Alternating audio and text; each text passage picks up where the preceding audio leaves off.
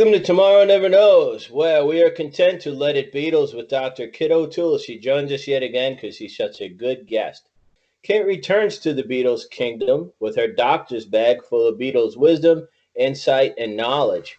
But before we get into that great bag of tricks, well, we just have to talk about Beatles Magazine. Beatles Magazine is a publication with 370 plus million visitors in all their pages, read by thousands of fans around the world every day.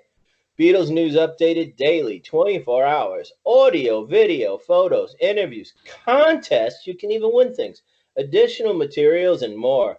Follow Beatles Magazine, the most complete online coverage. 24 hours a day. And how many days a week, people? 8 days a week. I love it. So welcome to the show, Kit, and say hello to each other, guys. Hey, Bob. Hey, Warren. Thanks so much for having me back on. Thanks for being willing to come on with our shenanigans. Always nice to have you on, Kit. Oh, it's always a pleasure. Awesome. All right, Bob, it's all yours.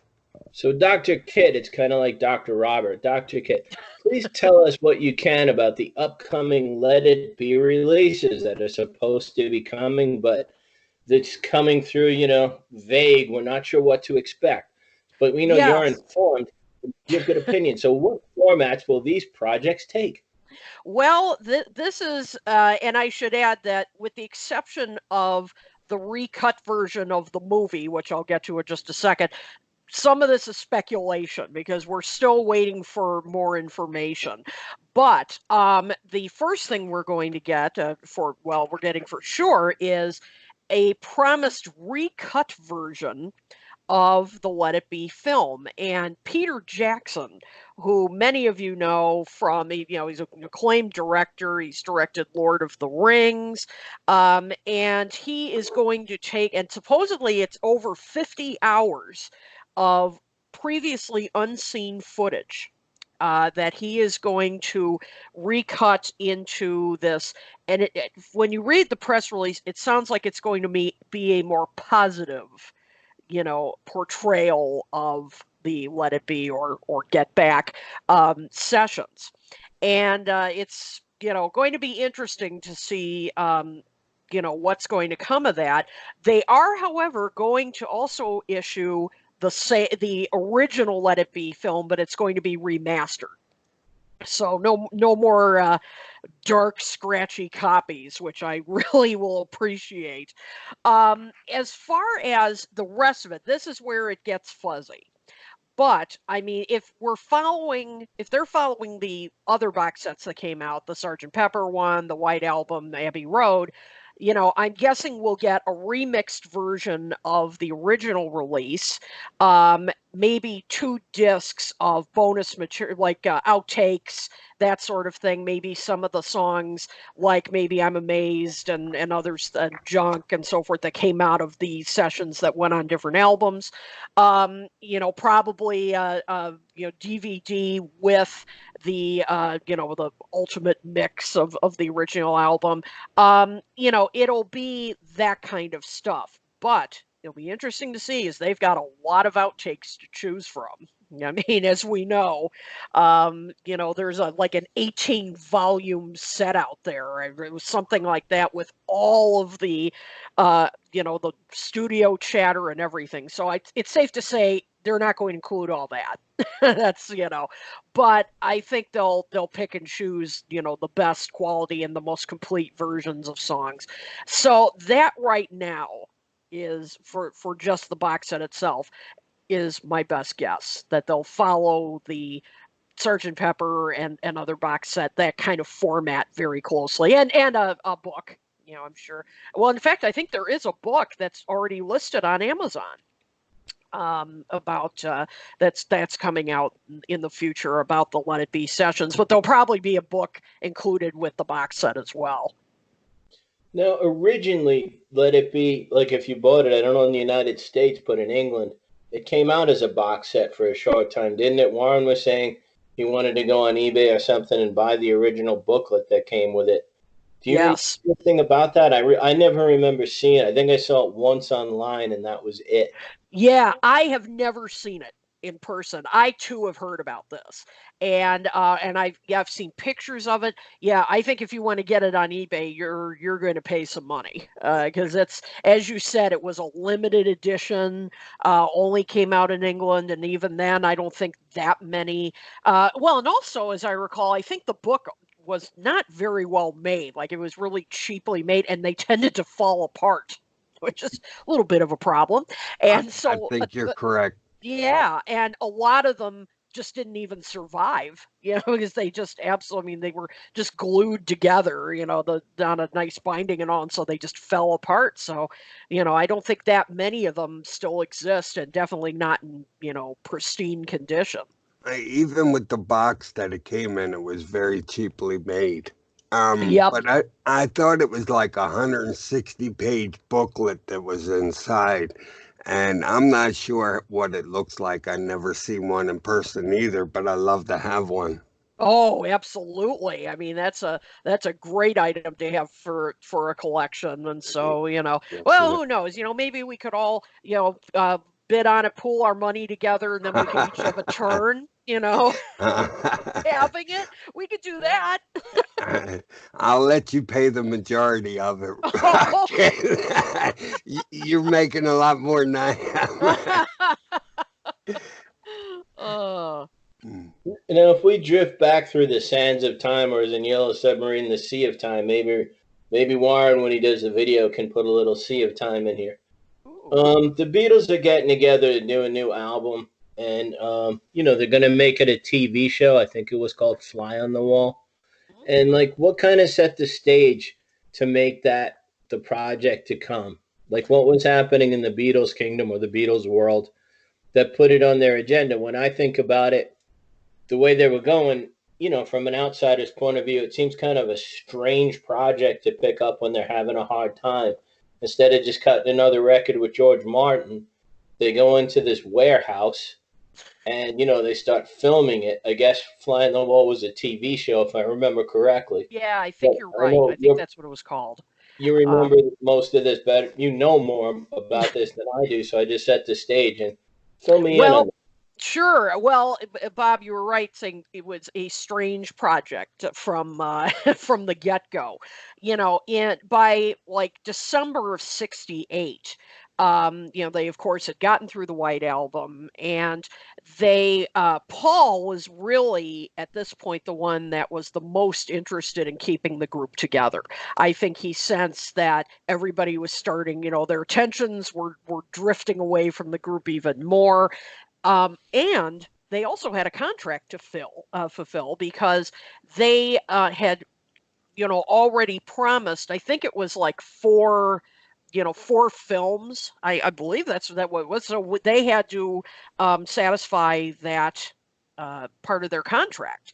They had done, of course, Hard Day's Night Help and Yellow Submarine.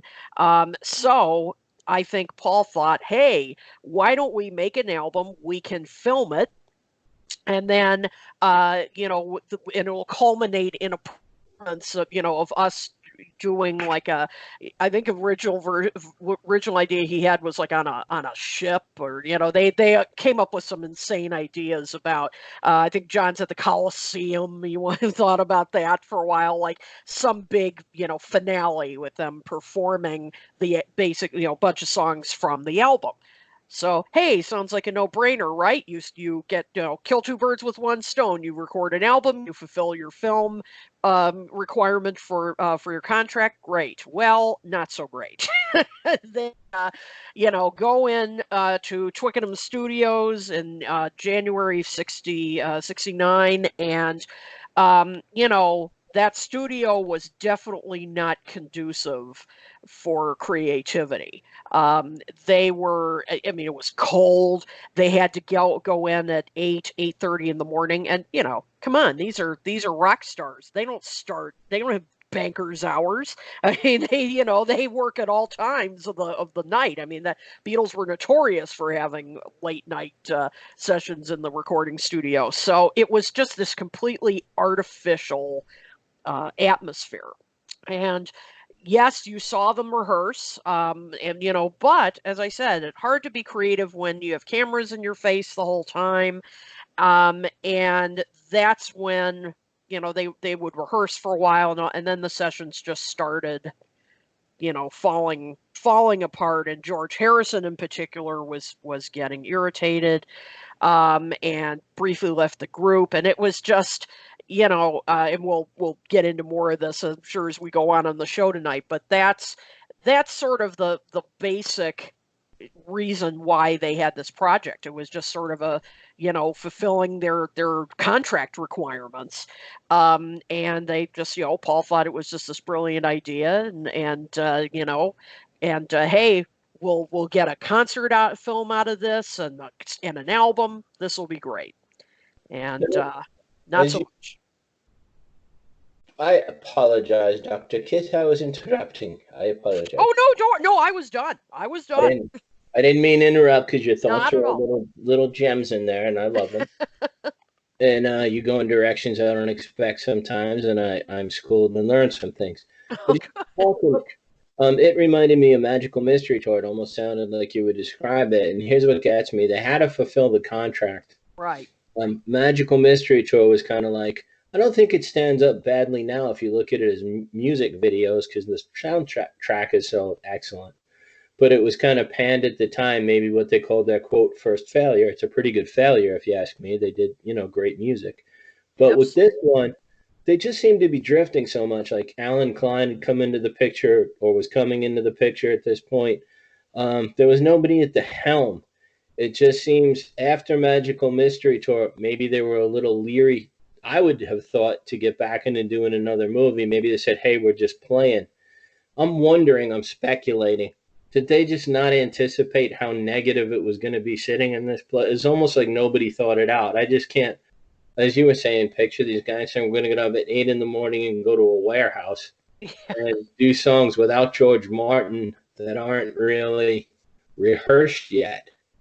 Yeah. Did they just have such confidence in their ability to bring it about, or did they kind of not count on how fractured they were? Just what are your thoughts? Because I know that you have some good Oh insight. no. Well, and thank you for mentioning Magical Mystery Tour. I apologize. I skipped over that when I was talking about the other films. Of course, the Magical Mystery Tour. And you're right. You would think, they had such a negative experience with that. I mean, not entirely. I'm sure they had some fun times filming, but of course, the project was panned. It was kind of considered their first quotes bomb.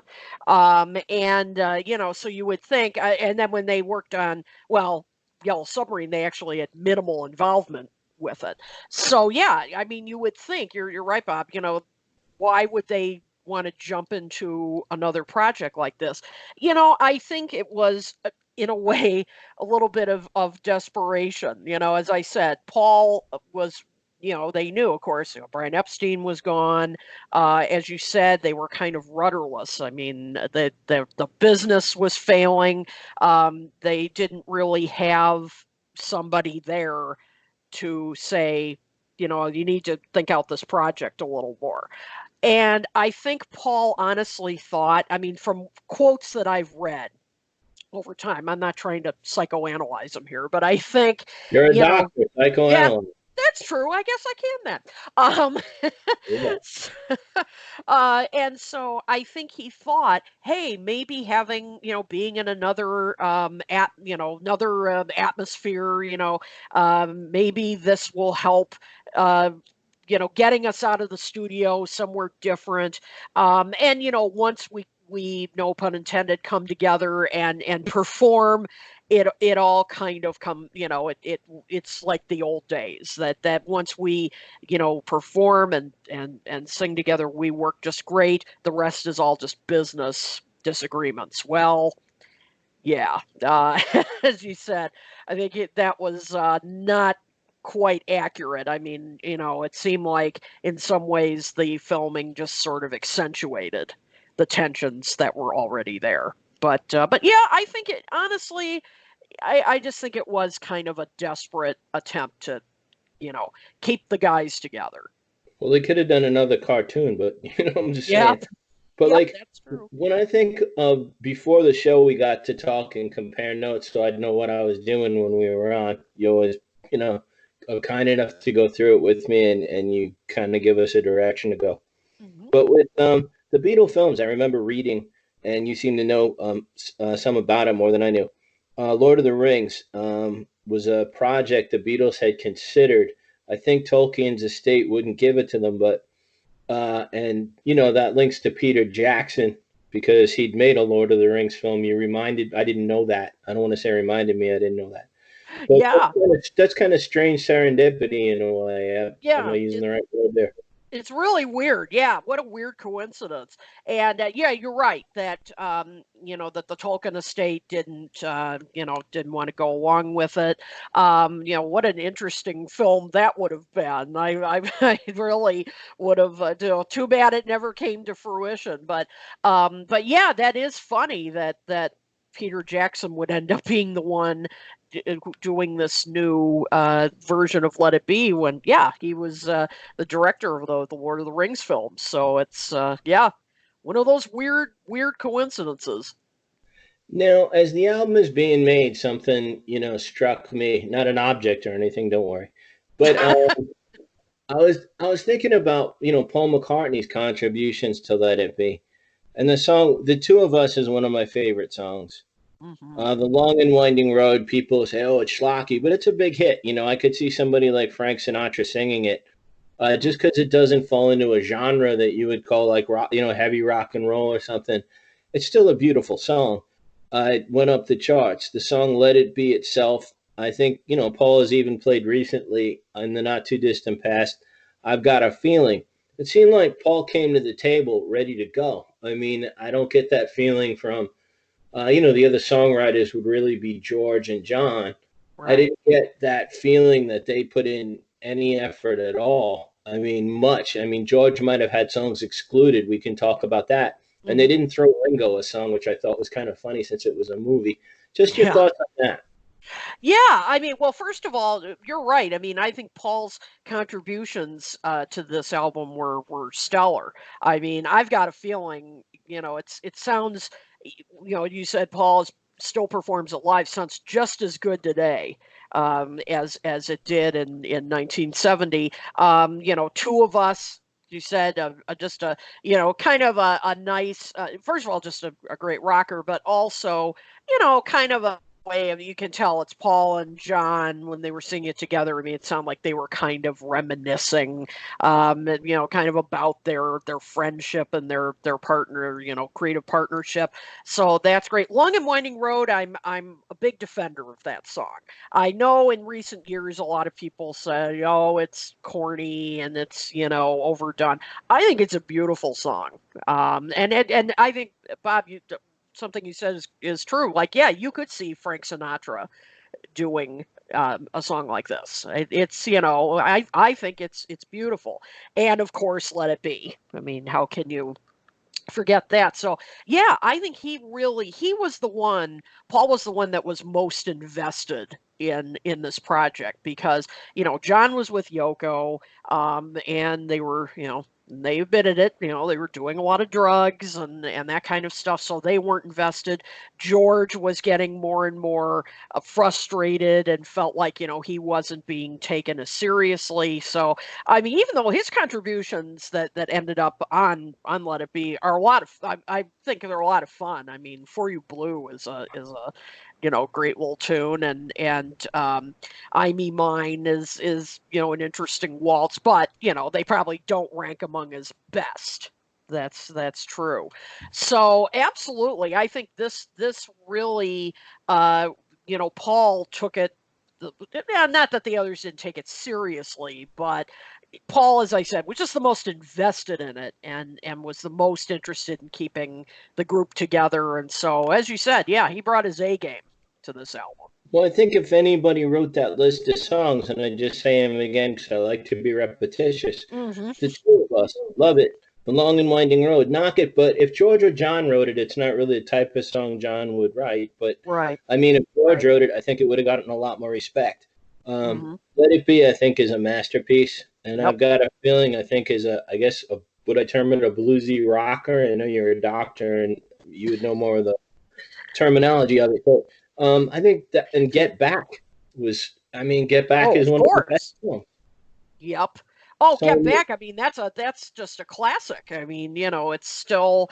I mean, it's absolutely stood the test of time. So yeah, and of course, Paul, primarily wrote that. So, yeah, that's a pretty good.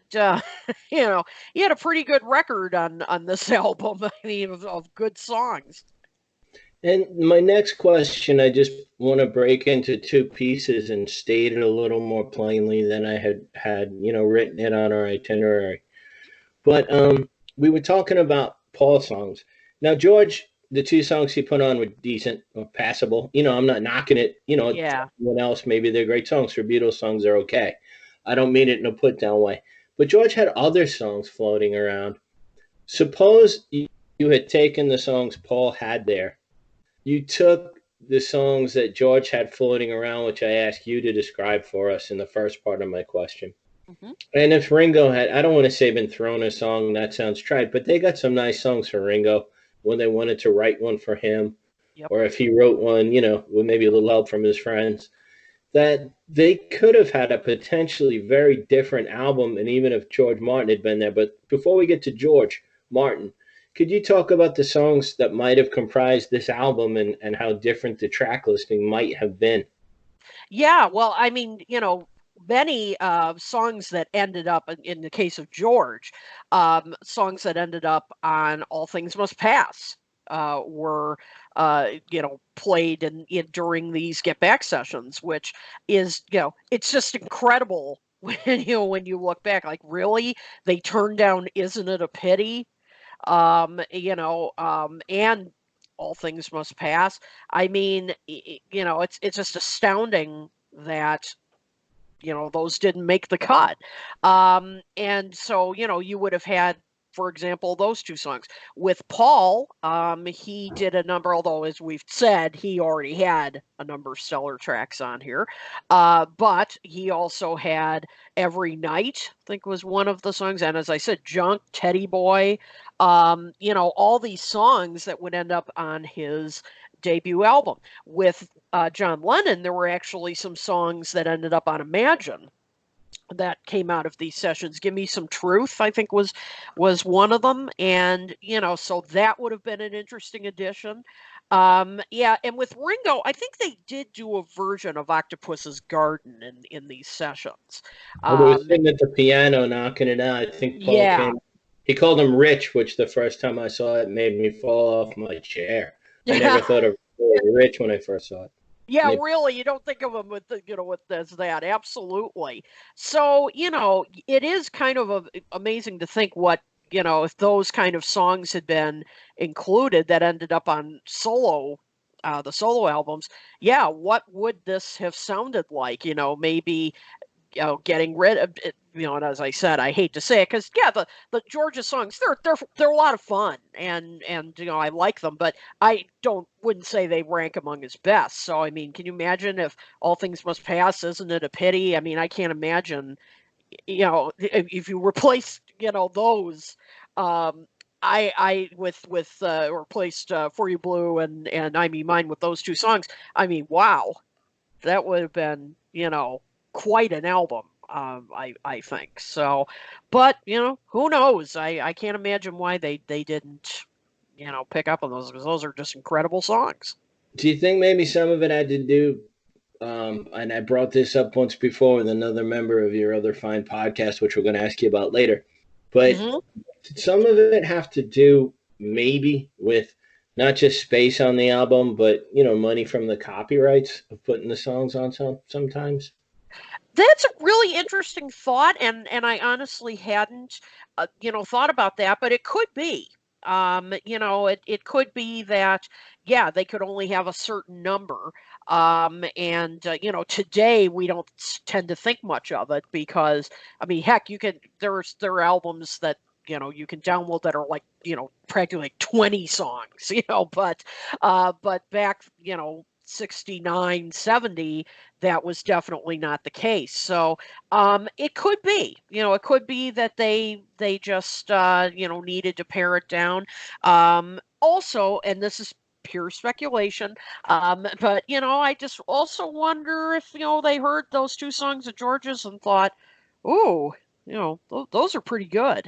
And maybe Paul and John didn't necessarily want those songs on the album because they were so great. So I don't know. I mean, again, that's pure speculation. And you have great insights. It's Mhm. just I'm thinking ahead off of what you said, which is very solid. And I just think later he had something, and Here Comes the Sun, and the Yep, sessions on Abbey Road, and they let those go or get on the exactly. album. So it's just strange that such songs that are near masterpieces by George, maybe in the top four songs that he released as a Beatle. Yep. I guess everybody would put something at number one, and another great song Frank Sinatra and Elvis covered. But Hmm. the two songs like "Isn't It a Pity" and "All Things Must Pass," and they did so many harmonies right on the background of "All Things Must Pass" in these sessions. Like they Hmm. were actually working on them, and their harmony work is so beautiful. Yep. Yep. Absolutely. I think that would have made a gorgeous track. And who would have thunk it that years later, when they had the concert for George, they would play that song and Paul, sang like the first, verse of it. I mean, it's, I kind of wondered as I was watching that film, I thought, I wonder if Paul is thinking as he's singing that, boy, that's, we're stupid to turn down that song. I But took it as making amends. I mean, yeah, in a sense, a little in some way, yep. like hey brother, this one we should have done then, and I'm going to sing it for you now. That could be. That could very well be because I'm sure, I think in retrospect, I mean, we don't really know. I don't recall John and his, some of his last interviews talking about this, but I think Paul has kind of made reference to that. Yeah, they didn't give George as much space on albums as they probably should have. And I think John had said, to paraphrase with a little buddy, where he said, like, Paul and he, paraphrasing him, were real bastards to George. And I didn't just take it as space. I kind of took it as we were pushing him out because we wanted the copyrights. But Hmm. I just wanted to say, too, if you're listening to Let It Be, and later we can talk about Phil Spector, Yeah. but why was George Martin not there? And had even the record they released with those tracks, I just think it would have been much better with George Martin there. Hmm. When I hear them playing some of these old rock and roll songs, the Beatles are the Beatles, and I don't mean it disrespectfully. But if I Right. was just a casual listener listening to those tapes, I'd probably shut them off in 5 minutes and think it's somebody's uncle with his friends playing in the basement because it was so poorly produced. I don't mean the songs were bad, and I guess any musician in an impromptu session in a basement is gonna not sound like a produced album. But I mean, if I had just heard that, I probably would have dismissed it very quickly had I not known who it was or what else was behind it. So Right. chalk it up to my ignorance too. But if George Martin had been there, how do you think those sessions might have been different? I definitely think they would have been more disciplined. I think George was, I mean, he wasn't a dictator, but I think he, would, I think was able to say to them, okay, boys, let's get back to work and that. Now, it wasn't quite the teacher student relationship by 1969 as it had been in previous years. By this time, the Beatles were the Beatles. And they probably viewed themselves as being much more equal to George Martin. So who knows? Maybe he wouldn't have been able to completely rein them in. But I would think, and I think that's why George left him, in disgust because I think he not only couldn't stand the bickering, but also that it was just so loose and I mean there were just you hear it in those session tapes. I mean, just how loose and unstructured it was, which isn't always a bad thing, but in this case, they just sounded aimless. They really did. And it would have been great to have George Martin there to, kind of rein him in and say, okay, that's a great idea, but why don't we try this, or we really need to move on now, and things like that. So I think he was just frustrated that, he wasn't able to do that with them anymore. And so it's like, I'm done.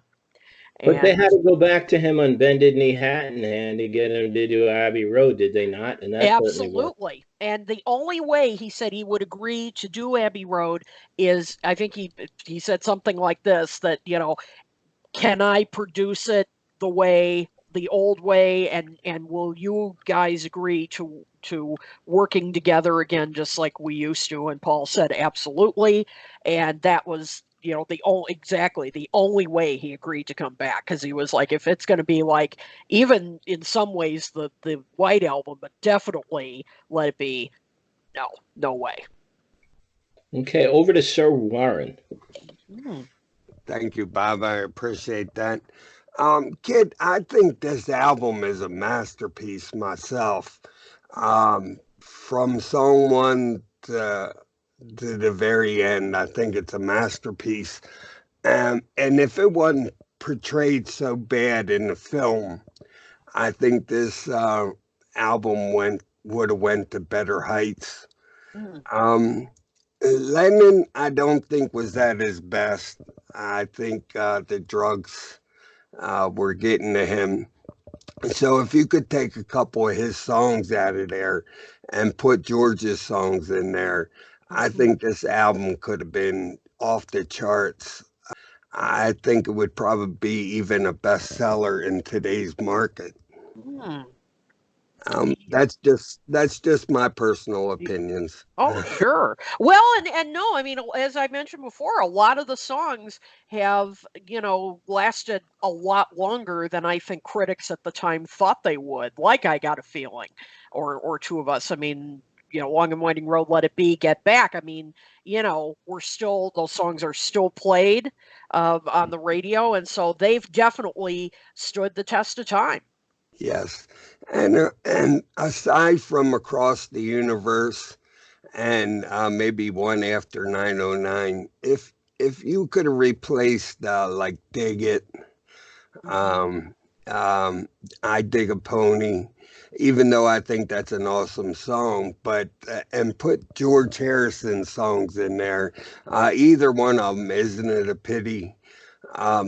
That would have put this album way off the charts. Yep. They could have made a double album out of this, and why wouldn't they have done that anyway? Yeah, I don't know if it was part of it was the whole White Album experience that, and to this day, you've heard the debates.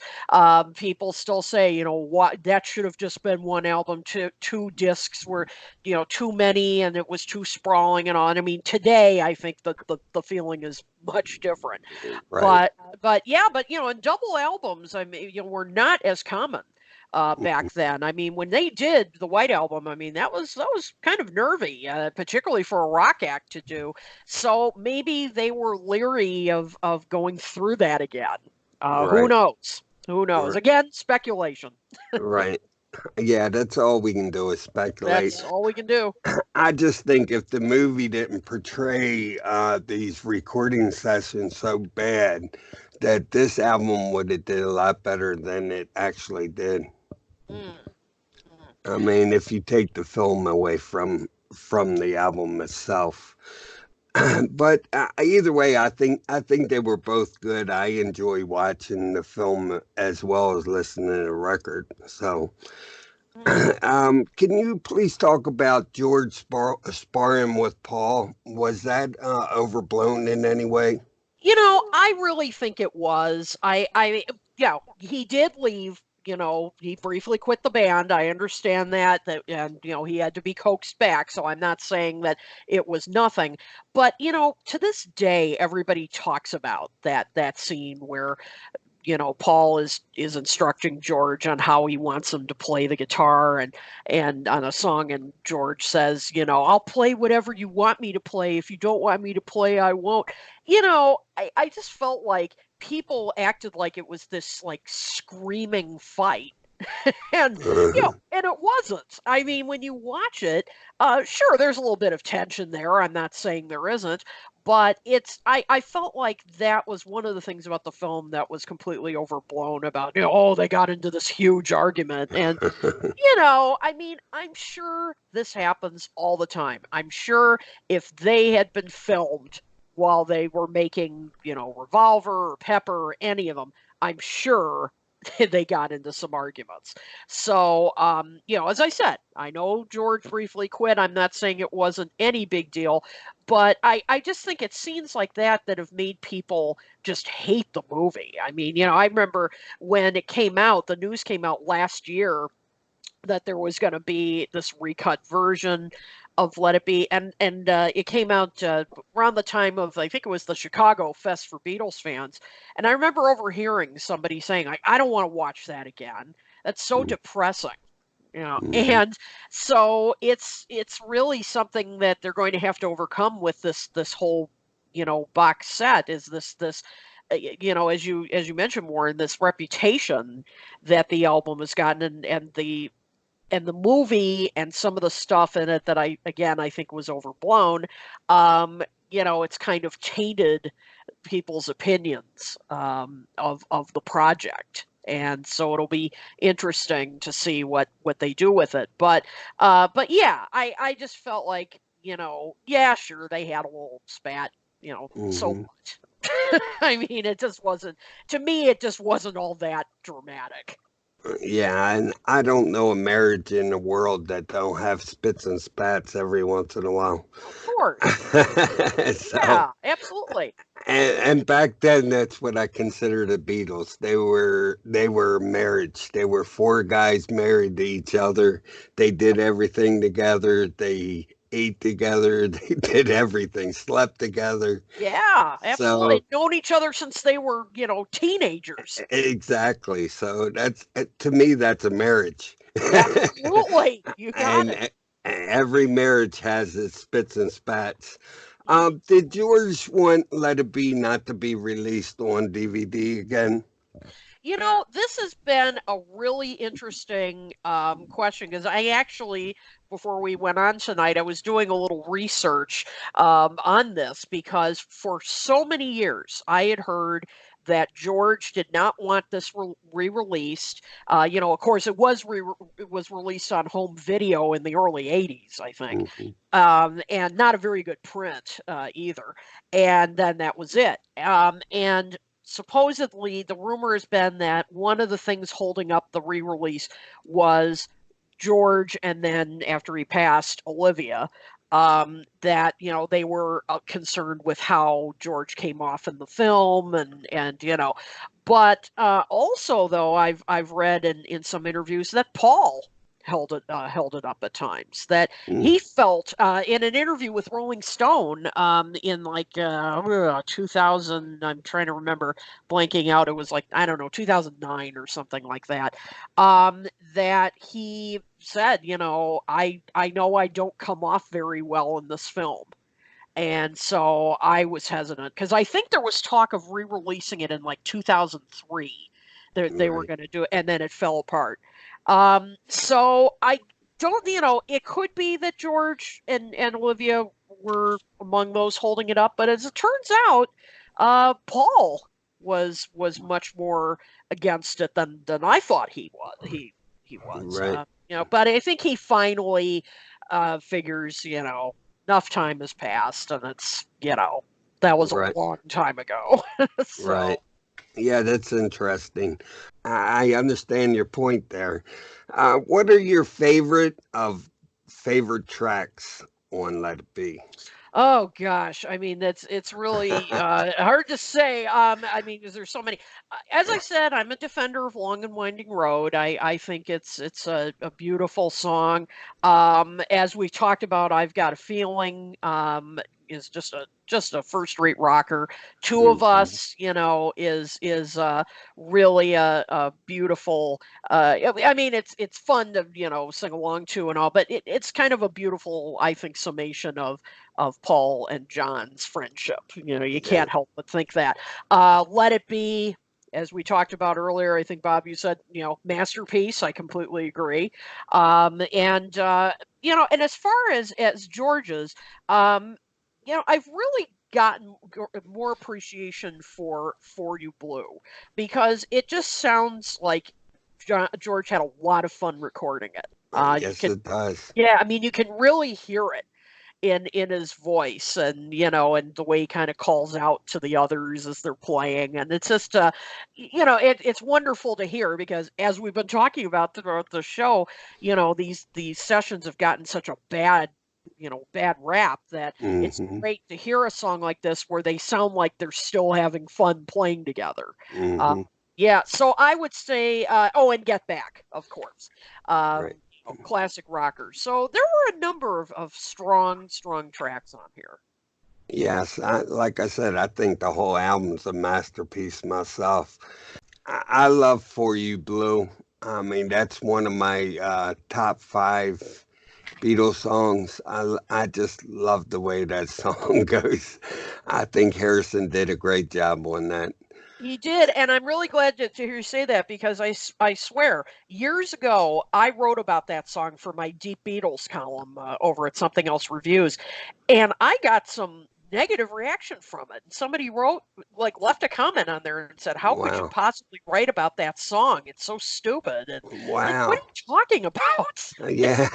It's a great, I mean, yes, it doesn't rank with Something or Here Comes the Sun, but still, it's a great song. It's a lot I of fun. Yeah, I think it was a little different, and for a Beatles song, it did go in another direction, Yes. but it was awesome. Yeah, I thought so too. Yeah, I love that song very much. What did you think about the rooftop concert? Well, and first of all, I hope in this upcoming box set, I would love to see the whole concert. Like, I'd love to see the whole thing, because I know there were some false starts and things like that, but I would love to see the whole thing. It's of course it's taken on even more meaning than they intended at the time. It was, final time they performed together. But Hmm. I think it's another example. Well, there are two things I think there it's a great example is, first of all, how much Billy Preston was instrumental. I mean, to me, he was like the MVP of this album, because I agree. he, yeah, he, first of all, I'm just a big fan anyway, but Mhm. he really, when he came in, and they talked about this in many interviews since, that that he was just such a respected musician and all, and really the Beatles, I think, kind of thought, yeah, we better behave around this guy, and so they, I think it really helped them creatively. It helped focus a little more, and was just a hell of a player, and you can hear it during that concert. So that's the first thing. And secondly, it's just great. There's a moment, I think it's when they're doing One After 909, which I didn't list as one of my all-time favorites, but it's a fun song and it's historically significant. Um, Hmm. but at one point, Paul and John kind of look at each other as they're singing together, and they kind of have these little smiles, and you can Hmm. tell that they're probably thinking about when they first wrote it or when they first performed together. And it's just another example of, not everything during this period was horrible. That Hmm. when it came down to it, when they were just up there and playing together, performing together, that some of the, garbage they were dealing with at the time just kind of, was pushed to the side, and they just enjoyed each other as, as musicians and friends. So that's the one moment. There are many great moments during that, but that moment when they're looking at each other, you just think, yeah, there's still, it's they still have it. They still have that connection. Yes, I agree with you 100%. And you could see it while they were playing, and they're looking at each other like, this is us. This Yep. is what we do. And we're the best at it. And that's the feeling I got from it anyway. And I think Billy Preston added something that Beatles needed, a little up tempo beat to their music. I thought Billy Preston was great uh, Oh, I mean, doing one it. of, I swear, one of the best moments of my musical life was seeing him at the Fest for Beatles fans in Chicago, and it was only like about 6 months or so before he died. He wasn't, he didn't look well and all, so he Mhm. couldn't do a full performance, like he couldn't do a full set, but Right. he agreed to do Get Back, Mm. and to see him do it and then do that solo, that keyboard solo, to see him play that live. Oh my Mm. God! I mean, I'll never forget it. Oh, I'm sure. Yeah. I mean, and it sounded just like on the record, and it was Right. just wow, what a thrill that was. And I can't imagine Get Back without that solo. I mean, Right. I just can't. Yeah, that would have been top notch. I would have definitely loved to seen that. Yeah. Oh, it was just wonderful. Well, I hear the bulldog back in the background barking, so I'm going to let him bark at you instead of me. Uh-oh. I'm going to hand it over to the bulldog. Oh, good. Like when we talked about anthology, I had a lot of fun talking to you about George and Paul going at it on there. But I just thought it was interesting. It's not mentioned as often when you talk about the fights in the group. That John had once, I think it was in like the early '70s when he was doing the Rolling Stone interviews, and he was very political. Yeah. That he made a comment about George, and he said his early songs were embarrassing. And later, when Anthology came out, George made a remark, and Paul kind of caught him. He said the songs John brought into Let It Be, paraphrasing, were weak. So it just kind of highlighted like a wound George seemed to have, like right up until the last days filming Anthology. It was very prevalent. Oh And yeah, I mean we and I know we talked about that during that show, which was a lot of fun. And yeah, you definitely sense that he still George felt resentment about that he didn't get as many slots on albums as he should have, and didn't get as much credit. And he was right. I'm not debating that, but yeah, you could tell the wounds were still fresh. I mean, right up, even through Anthology, I figured you'd pull it together a bit for the cameras for the type of project that they were doing. But Yeah. John had been, as you had brought up in previous times when we've spoken, John was in a very negative place in the early '70s, and he was like trying to distance himself from the Beatles. But Right. that one quote just never gets mentioned much. He said George's early songs, and he didn't think much of them. And the remark in Anthology to me almost was an answer to that. It almost seemed to me, and I'm reading into it admittedly, but Hmm. it sounded like he was answering that thing when he said to Paul, in the camera, the songs John was writing then were very weak. Like, so this really was quite a rift. Everyone says he fought with Paul, but Yep. evidently there was also a strain there with Lennon. Oh, absolutely. And you of course read that as well in George's autobiography, I mean mine, when he doesn't even mention him most of the time. So you can tell there's this, I think he really looked up to John for the many, many years, and probably in a way wanted his approval. And that just wasn't John. He's, from what I understand. And and I think, as I said, there was a bit of competition. I think that I think Paul's even, referred to George as, oh, he's like my baby brother. And I mean, to me, that kind of says it all. And that, yes, it was affectionate, but it was also, you know, yeah, I mean, he's great, but not quite on a par, with John and me. And that's got a sting. And as we said, during that anthology period, wow, I mean, that all came back. And I mean, George played with the band and Bob Dylan up in Woodstock, like, before he came in to do the Let It Be sessions. I don't Hmm. know the exact time frame, but it wasn't that long. He had a great experience. They treated him as an equal. Hmm. Dylan obviously thought a lot of George Harrison as he, when they did All Things Must Pass, he wrote Behind That Locked Door for Dylan. I Hmm. think Dylan got a co-writing credit on one of the songs. I might misremember in the heat of the moment now. Was it Isn't It a Pity? I'm not sure. Not But sure. but he liked him very much. And then Hmm. later they had the Wilburys. But that Yep. being said, it's almost like a recreationist history. Like, of course I like George, and I don't mean this again with disrespect, Hmm. but he really came to his own with, like, All Things Must Pass, Something, Here Comes the Sun. The guy Sure. was very talented. But I just speak, it's just because I think it. I don't mean it in a negative way, because I know people right away in the Beatle world get real offended right away if you say anything, sort of out of the bounds. But Beatles would not have been the Beatles if George was the major songwriter.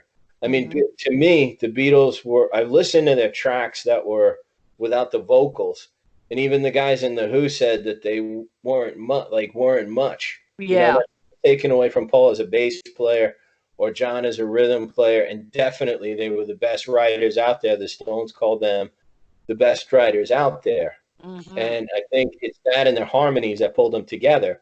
But Hmm. just looking at the Beatles objectively, and I don't mean it as a dig at George, he Yep. was he was a great musician. He wrote great songs that are iconic. But the Beatles would never have been the Beatles based on his songwriting driving them. I mean, John and Paul, my point isn't to put him down, but Yeah. it's just John and Paul's songwriting and their harmonies basically made them possibly the greatest rock and roll act of all time. Hmm. And what's the question in there? I'm just saying it's just it's just that whole rift interests me and it bothers me because of course I wish they had stayed together and recorded more together. So it Hmm. just seems to me a shame, like if they would have given George a little more space on the albums, and if it did have to do with copyrights and a little bit of space. But I mean, it's hard to be in a band with John Lennon and Paul McCartney. It's like being with Rodgers and Yeah. Hammerstein. I mean, hey, you go up to Yeah. Rodgers and Hammerstein and say, "Hey, I got a little tune I'd like to throw on the album." I mean, that's a tough place to be. If George Harrison had been in the Byrds, you might have seen something totally different. If am I wrong? I mean, what do you No, think? that's an interesting, yeah, that's an interesting comparison. And also too, that John and Paul, I mean, they were writing hits practically right out of the gate. I mean, they were, and George had to grow a bit as a songwriter because, well, like something like "Don't Bother Me" was interesting. I wouldn't put it on a par with what John and Paul were writing during that time. I mean, to me, George, you started seeing more growth on Rubber Soul. And then to me, I mean, this is strictly my opinion, when, Revolver came out and Taxman, when you hear that, that's when you're thinking, wow. I thought, wow, this guy, George really started, becoming a solid songwriter, by that time. And then, of course, on the White Album with While My Guitar Gently Weeps, I mean, then he was just A-list. But before that, it took him a longer time to develop as a songwriter and performer. And of course, once he did, he was great. But yeah, in the early years, I would say, yeah, Paul and John, were definitely the leaders at that point, and George wasn't immediately ready to start contributing to the albums. But so he grew, as the years went on, and but that's interesting because I think, yeah, if George had been part of the Byrds, that might have turned out differently. He might have had more of a leading role with them. Well, I think like a group like the Byrds could be a bit more of a democracy. Like I Yeah. would put George on par with Roger McGuinn. Hmm. I mean, right, but you take Lennon and McCartney from Meet the Beatles, I'm going by the American releases, Right. but Meet the Beatles, the second album, Something New, A Hard Day's Night. I mean, this was on Lennon and McCartney, just absolutely, forgive me, kicking ass. I Yeah. mean, Sure. nobody matched that before, and nobody since, except maybe in a different style of songwriting, Bob Dylan. I mean, Hmm. talking talking about the elites, and it's just when people start fighting, well, George this, George, I like George, and George was cool, and I'm not putting him down, but it's just like you look at how many like a song like Eleanor Rigby, Yeah. a song like Yesterday. These are songs that'll be sung in a couple of centuries. George definitely, when you just have to like one great song an album, like you're still doing it. You're still very talented. Yeah. Extremely talented. Most people can't do that. Maybe in other bands, they'd give anything to have one of those songs. But it's Sure. just when you're putting them next to this powerhouse catalog, there's really nothing else like their catalog. Like, I Yep. love Dylan. I'm a huge fan, but I mean, his songs aren't really pop radio songs, and that's not putting him down. He's a genius. Yeah. And in terms of pop and having some meaning to it and affecting the culture, I mean, really, this came from John and Paul pulling them through. And then by the end, John had his problems, and it Let It Be, I think it was just going to be over from the tensions and all those different things coming together. Right. But it's just weird that George has to be either defended by fans as being their equal, or some other might deride him, in a sense sometimes. Yeah. But I think the truth is really in more of a gray area that isn't often discussed. Like, it's okay to say more than John and Paul, and that's not to say, as Sinatra said, something was the only Lennon and McCartney song that was, quote, worth a poop. I paraphrase Frank there. Yes. Gotcha. But I mean, I'm not saying he wasn't really excellent. It was, and in the Wilburys, that was like legendary, wonderful stuff. And Dylan thought so much of it. But everything has to be sort of black and white in a fight sometimes with the fans. Maybe it's fun to debate. Yeah. But, Absolutely. And that's part of the fun. You but bet. I digress. I apologize. No, it's an interesting topic. But this Michael Lindsay Hogg, evidently he had a show over in England, which you had mentioned before, and we were talking about, and I guess Fly on the Wall was the name of it. I didn't see any other episodes. But later, he did a movie some people hated, but I enjoyed it. I also enjoyed the Dana Carvey show, I told you, when they did it. Yeah. But he made a movie called The Two of Us, and it was, what would have happened of when they talked on Saturday Night Live of reuniting the Beatles, and Hogg, who was picked by the Beatles to work with them, so they respected him if they picked him, and he saw them, like you mentioned, how many tapes in studio, hours there were, hours and hours and hours of footage. So this guy got to see John and Paul close up, and I thought that was a very interesting movie, even though a lot of the fans didn't like it. Do you have any thoughts on the Two of Us movie, and also about I don't want to call him Hogg. We'll call him Michael Lindsay Hogg. I don't want to just say Hogg. There we go. Lindsay Hogg. The Dukes of Hazzard. Yeah, right. Yeah, Boss Hogg. Yeah, well, of course, as you mentioned, Lindsay Hogg had, even before Let It Be, he directed some of the Beatles videos, I think for like Paperback Writer, Rain, Hey Jude, Revolution. I mean, so he did obviously get to know them and earned their trust. And so yes, I remember that film. Now you'll have to forgive me because I haven't seen it in quite some time. So it's on YouTube if anybody wants to tune in. Yep. Yeah, it's yes. So is the whole thing on YouTube? Yeah, I watched the whole thing a couple of times. I enjoy it. Oh, cool. Okay, I'll have to go back and watch that because it's been a long time. But I was sort of I was really torn about it because on the one hand, as you said, this is someone who clearly did get to know, the Beatles and, saw John and Paul interacting many times. So, he clearly knew them. I don't know. I just had some hesitations about that movie at the time because, it was a bit. Sometimes some films that do a what if kind of thing, I just don't always respond to that because I just think, well, how do we'll never know. And so this is, this imagined, no pun intended, encounter with John and Paul and them, as I recall, walking around together and just talking and yeah, I mean, I thought it was an interesting idea, but it just I didn't hate it, but I didn't Well, they could really. use that to if they ever re-release the DVD. Can they quote you to sell it on that? Yeah, I didn't hate it. We can take it. Yeah, I didn't hate it. Dr. Kit O'Toole will sell some copies. I've There seen you go. worse. I can say that.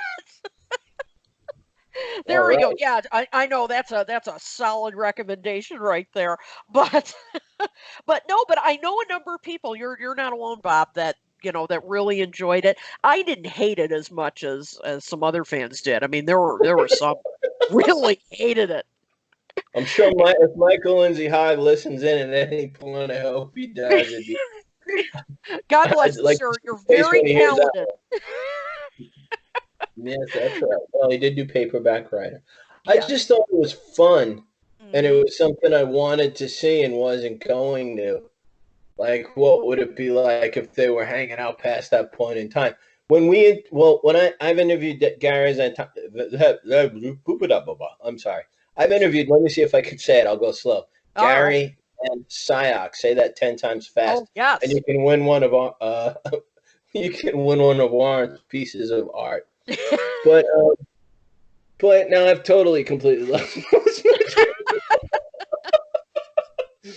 No, but Gary Van Syke said that when he was warming up with John doing rehearsals, and when he was with the Plastic Elephants Ono Memory Band or whatever they called it, the Plastic Submarine Band of the Little Rascals.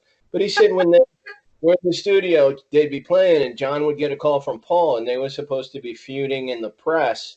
Yeah. And they'd been on the phone for 2 hours. I approximate the time, and we're talking like brothers about their kids and about this and about that, and there wasn't really animosity. So I thought that was an interesting thing because he was there and he was playing it and he saw it, and Yep. Oh that it yeah. I was. mean, yeah, and talk about, we were saying earlier, Warren was asking about, the feud with George and Paul, and what that it got pretty overblown, and yeah, I think that the animosity with Paul and John was greatly overblown. I mean, obviously there were issues with legal and stuff with money, and it kind of, but I think in general, they didn't hate each other. And as you said, I've read that too, that that they would talk on the phone, and they got together a couple of times, and I mean, yeah, I think we all know John, when he gave interviews, it was sort of, he talked about how we felt at that very moment. And probably if you called him the next day, he'd be like, oh, I don't feel that way, so I do think that I totally can imagine them still talking and everything, because yeah, I thought, yeah, their feud was overblown. I take it in part as, like when Lennon changed his image and Harrison changed their look with the big beards, they Hmm. looked like the little dwarfs or whatever they were that were in, cement on George's estate, those little Yeah. gnolls. Like when they grew, like part of, and when Bob Dylan said to them when he saw Sergeant Pepper, "Oh, so you guys don't want to be cute anymore?" And they said, Hmm. "You get." And I think John and George were tired of being, they called it being beetled, like being chased and being, besieged in airports and stuff Sure. like that. And I thought part of the reason they always say John was acerbic. That's where I learned that word. I had to look it up when I first started getting into the Beatles. What does acerbic mean? But like John was like so acerbic. I think in those interviews, part of what he was doing was viciously talking about the Beatles to distance himself from it. But when he Yeah. talked, he didn't want the public persona anymore, and that was part of the way he went about it. Although lines get blurred, and then when he talked to Paul privately, Van Syok was saying it was more than one phone call, that they were talking like brothers at the same Hmm. time. Sure. Absolutely. Yeah, I think you're right. And, because Paul was going through that too. I mean, the fact that when he was playing concerts in the 70s with Wings, that he would begrudgingly play a couple of Beatles songs. Now, of course, probably 70% or more of his concerts are Beatles songs. But And thank God for it. Thank God yeah, he's doing it. yeah, exactly. But yeah, back in the mid 70s, yeah, he too was like, I'm not Beatle Paul anymore. And wanted to focus more on his Wing stuff. So yeah, I think you're right that both of them, were trying in their own ways to distance themselves, from the group to form their own identities. Now, when they were doing anthology, Paul, they did Free as a Bird and what's the other one? Free as a Bird, Real Real Love, love. Hmm. and they talked about re-recording Let It Be. Hmm. Now, they also did Let It Be Naked, and now everything's getting a box set, so we're getting this forthcoming box set. Yep. But when I read into it, Paul is my favorite Beatle, and I like him because as James Taylor said when they were recording the White Album, say what they might, when I looked in on those sessions, he was keeping them together. When Yep. they went into Let It Be, he brought the songs to the table that could have been great. Hmm. He kept them together, and they might have resented him, but I don't think anybody else was in the position to do it. And whatever character flaws he may have about being a perfectionist, I think he's also a musical genius, which they say about John. I think Paul doesn't get it enough. I think Hmm. he sort of kept them together. But there seems to be something in Paul where he wants to fix Let It Be, as you alluded to before, I think, in some of what you were saying, Hmm. and say, well, it wasn't really this dreadful horror to sit through. It really had this other side to it that was brilliant. If they Hmm. can pull that off, God bless them, because Phil Spector couldn't do it. What do you think of that? Yeah, well, I think that first of all, it was really interesting. We were talking about this before the show, but when Let It Be Naked came out, I was really excited because I thought, I agreed at the time with Paul that, oh, I thought he totally overproduced Let It Be and, adding the choruses and all that. And so, yeah, hearing it stripped down is going to make such a difference. And then it came out, and as I listened to it, I thought, I don't think this really improves much upon it. Like I have to say, I actually like Phil Spector's production of Long and Winding Road better, and I never thought I'd say that, but I think his has some more, lends more drama to it, and when you hear it just straight, it doesn't have quite the same emotional impact for me. And so I was really surprised.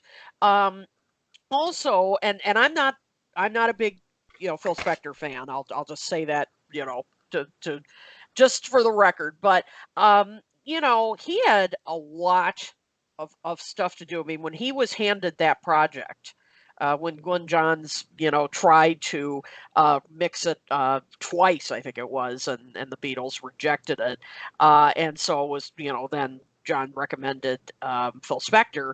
And he said at one point in that, I think it was a '71 interview, John said something about I he wrote the he quote down. Was it he took the poopy? I'm paraphrasing because we're yes. family. He took the poopiest pile of poop and made something of it. Hmm. And I love John. And the follow up was John said, "When I heard it, it didn't make me puke." So that was definitely a another They could also another put that on the stellar Two of Us review. movie right under your quote of "You don't hate it." Yeah, exactly. I feel Ringing like endorsements. yeah, it's a Ding dong, ringing. ding dong. Yeah, there you go.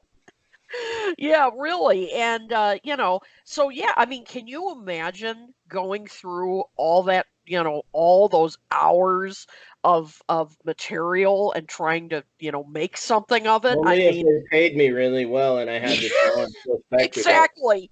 Then I'd love Exactly. to do it. Oh yeah. Oh, and absolutely. I mean, in some ways it sounds good, but that was a lot of work.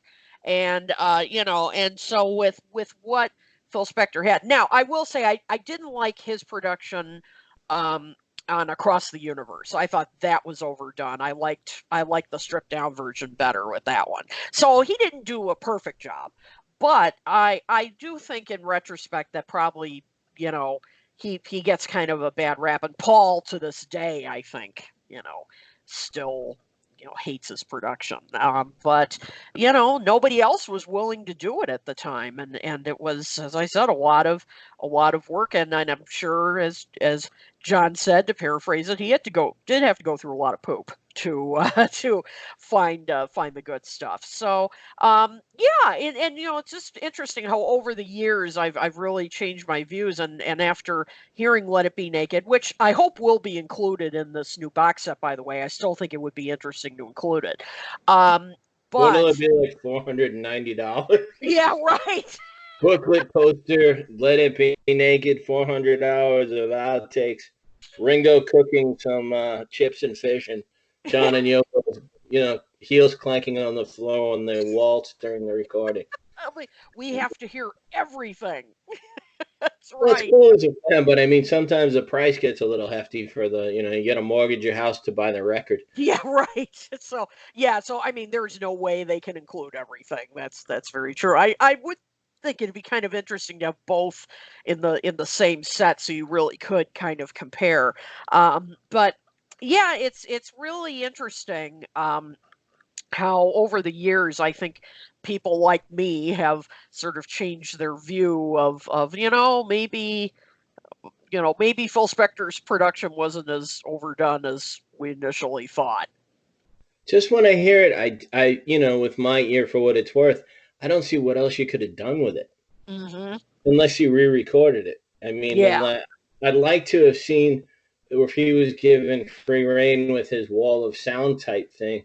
It Hmm. seems to have the earlier Beatles possibly to have worked with him because his music wasn't really the music the Beatles were doing at that time. His songs were more like, you know, Brian Wilson was on par with him.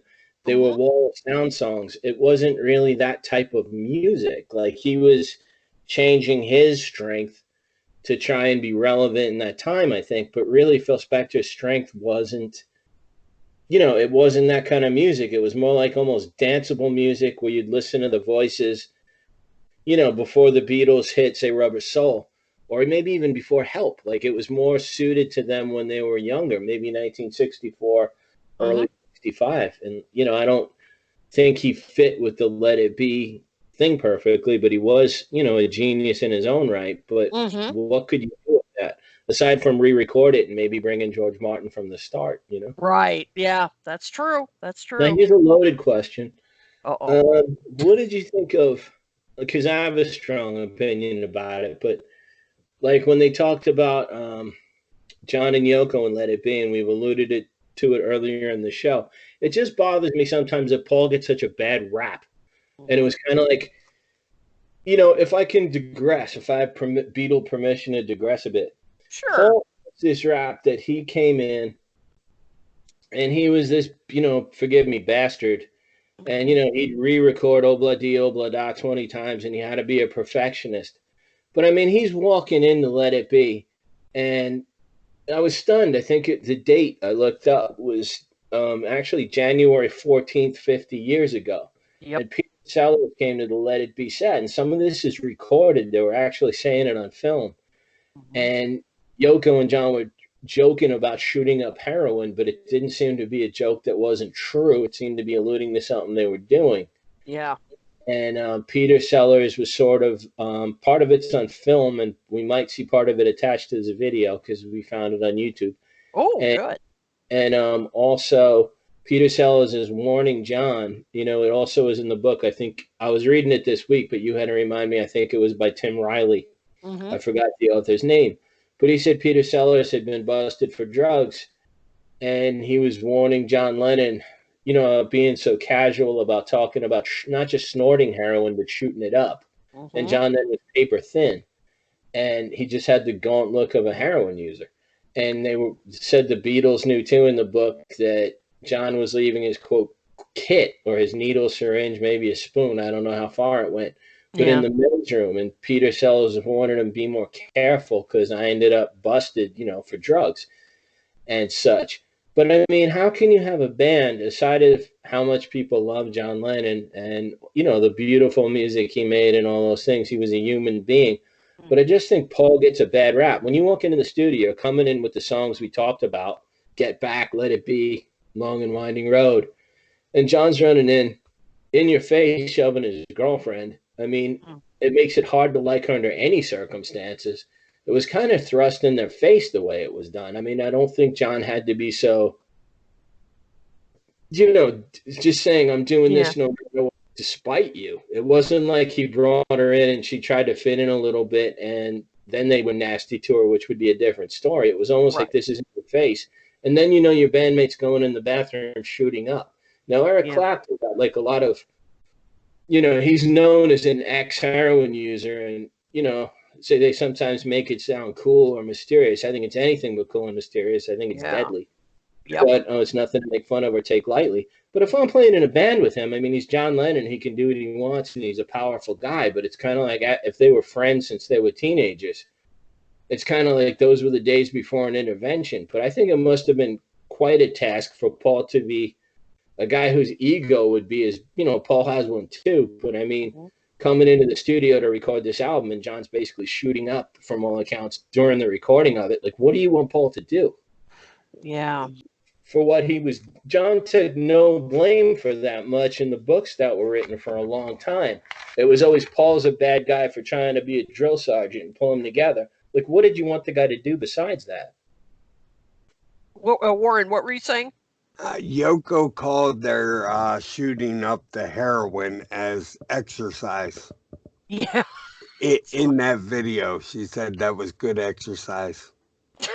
And to also, and I'm Interesting. not, and it's a horrible thing, but I bring it up because it's so studied but not often mentioned, and it's Mhm. heartbreaking, and I feel sympathy at a time when, you know, heroin was in the mix and chain smoking and all this stuff. And I'm not judging. I mean, I feel bad that that happened, but Sure. it's just that in that light, Paul seems to take so much of the blame for it. And to his credit, he never said, "Hey, I'm walking in there. This guy I worked with since I'm a teenager brings this lady in who's in a bag and howling."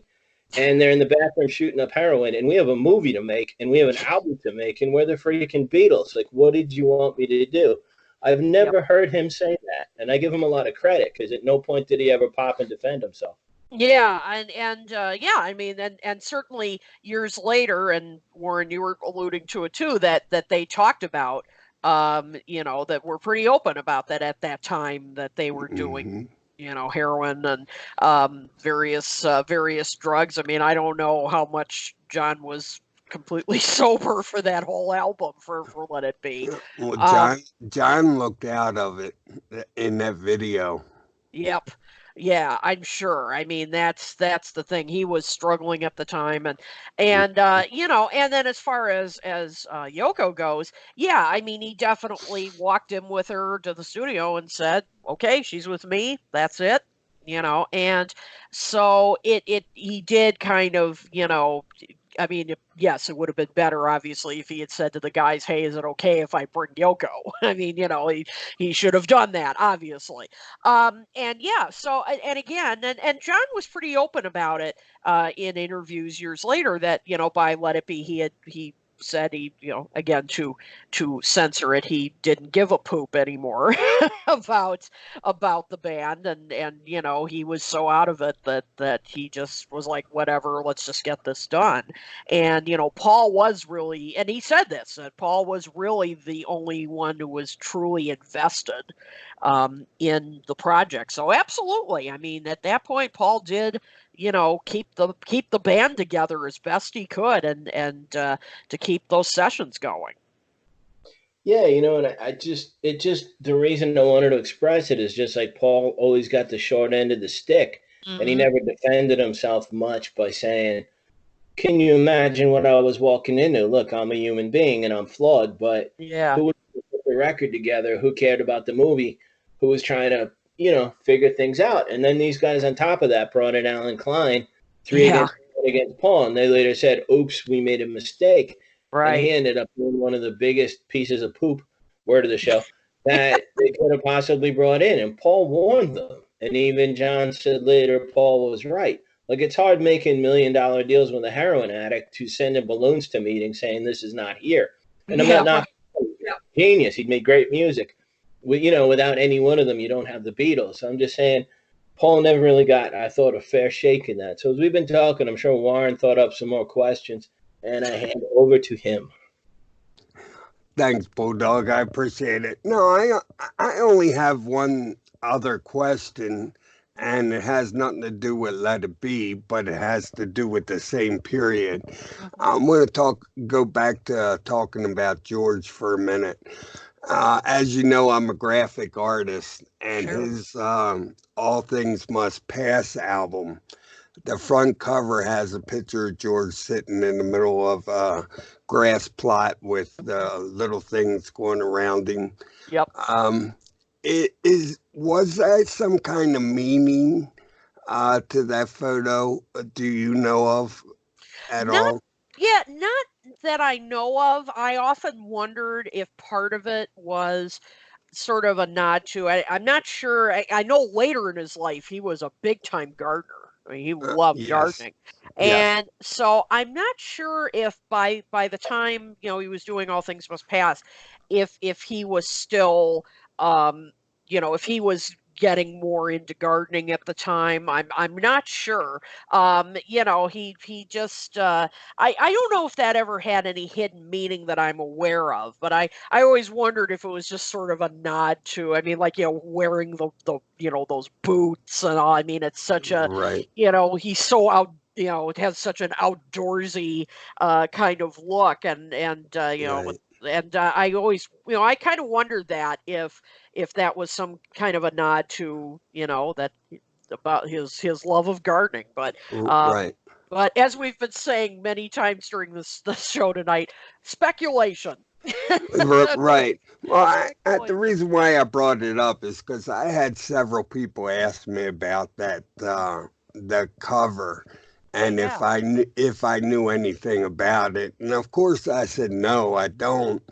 I never looked into it, but they were explaining to me that the figurines going around George were John, Paul, and Ringo. And they were laying on the grass looking up at him. Now that he showed his stuff and what he could do, that they were now looking up at him Okay. from the grass. So I just wanted to ask that question. It's something that was asked to me several times, and I don't see, I don't see that, but I can see where other people did. Yeah, I can see, when you explain it that way, I could see that interpretation. I don't have that, I don't think that's what he was trying to do, but I don't know.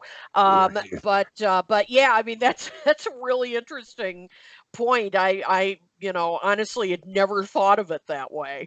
So I, that's interesting.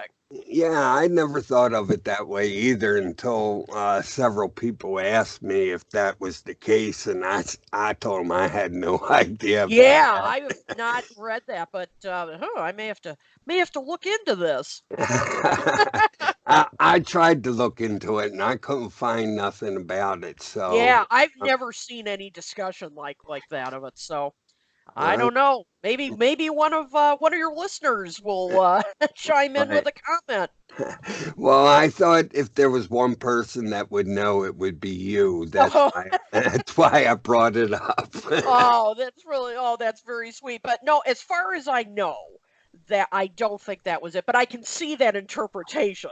I Right, mean, I definitely can see that. right, But yeah, I don't know for sure. But I mean, I don't think that's what he really intended. But right. maybe subconsciously, who knows? That's true. Yeah. Inter- Interesting stuff, kid. That is. I've never thought of that. Right. That is very interesting. All right. I appreciate your take on that. Can you tell us about where your podcast can be found, your articles, your books, where Yep. listeners can find you? Absolutely. You can find me on Facebook. You can either just look me up by name, or I also have a professional page called Kiddo Tools Keynotes. That's where you can, if you like that. You'll get all the information on when I post new articles and so forth. I also co-host, as you very kindly alluded to earlier in the show, the videocast Talk More Talk, where we talk about all things solo. Mainly we do talk about, of course the Beatles are going to come up, but we focus more on the solo careers. You can find us on Facebook. Just go to Talk More Talk, a solo Beatles videocast is the name of it. Just look that up, like us, and you'll get all the information on our latest episodes. You can watch us live every other Monday. In fact, the show is coming up on Monday. We're going to be talking about Gone Troppo.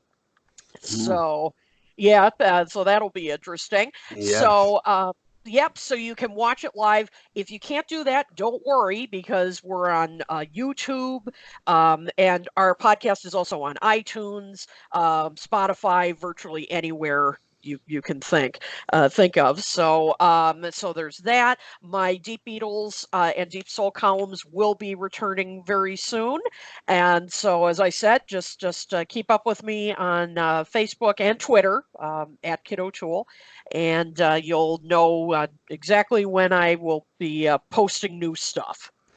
Oh, good stuff, and very interesting stuff. And I love all your work, and I love all your shows. And people who love the Beatles shouldn't miss out. Oh, you're very sweet, Warren. Thank you. You're welcome. And with that being said, I'm going to hand it over to the Bulldog so he can close out the show. All right.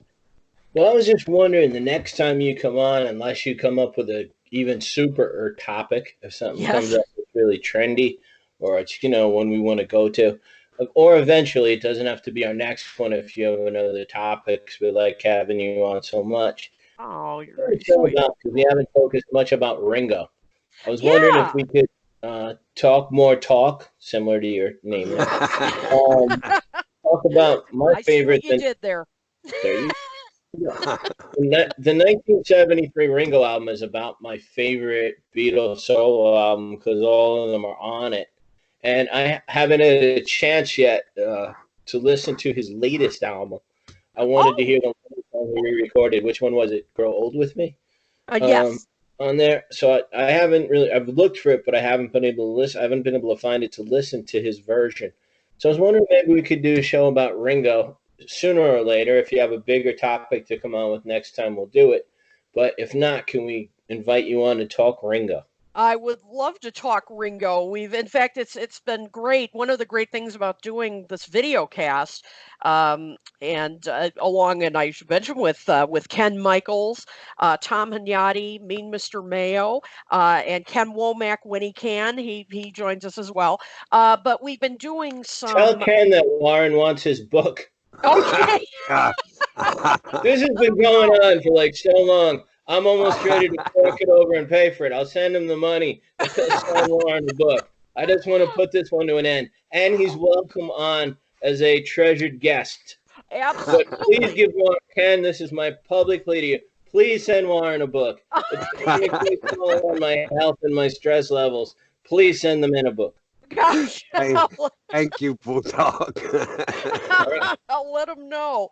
But yeah, one of the things that's been great about doing this video cast is, going back, we've done some shows on Ringo, as you guys know, I'm sure. And, it's been really fun to go back and listen to, some of his albums because, some of them were, really solid, pop rock records and country, of course, with Bucco Blues. That's a great album. So, so I've really started getting more into Ringo than I have in the past. So I would love to come on and talk some Ringo. Well, I look forward to it. And then, instead of talking, how about some singing? Can we sing as we close out with our traditional version of the end? As long as I don't scare your listeners away with my voice, you bet. Well, it's not really about... Again, here I go. I'm goon showing again with my pronunciation. It's really just about the vibe that it sends out, and it's a nice way to send this off. So, if George Washington, I'm calling. See, I'm getting tired now. I'm calling George Martin George Washington. she wants to smile down on us and help us produce our little version of this, that's fine. I mean, after he's done crossing the Delaware. There So why you don't go. we sing that one? You guys ready? We're ready. I'm ready. Well, Let's do one, it. then the two. And in the end, The love you take. Is equal to the love you make.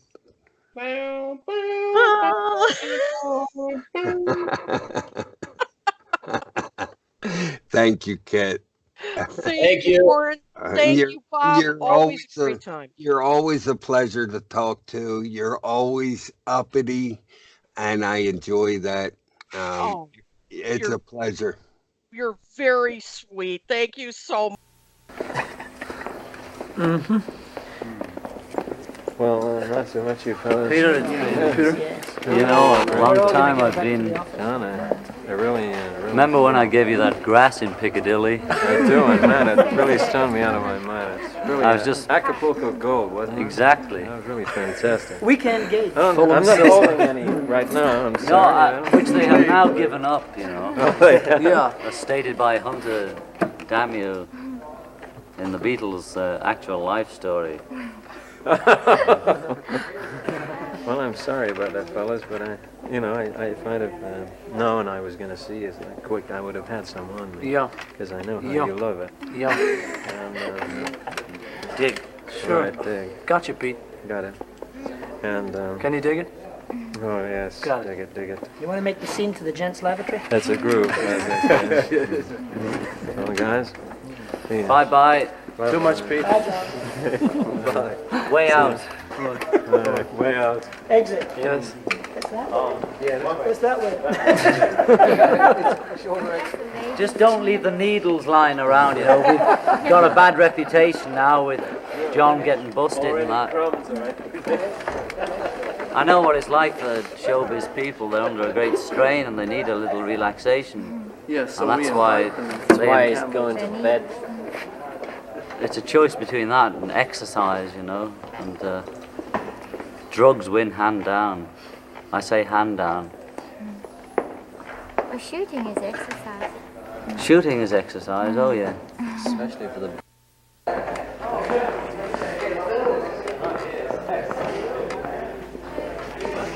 Come home, ma'am. Always forgiven.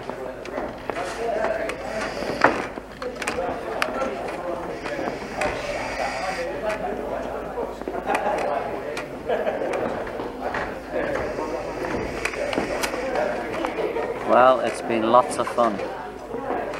Well, it's been lots of fun.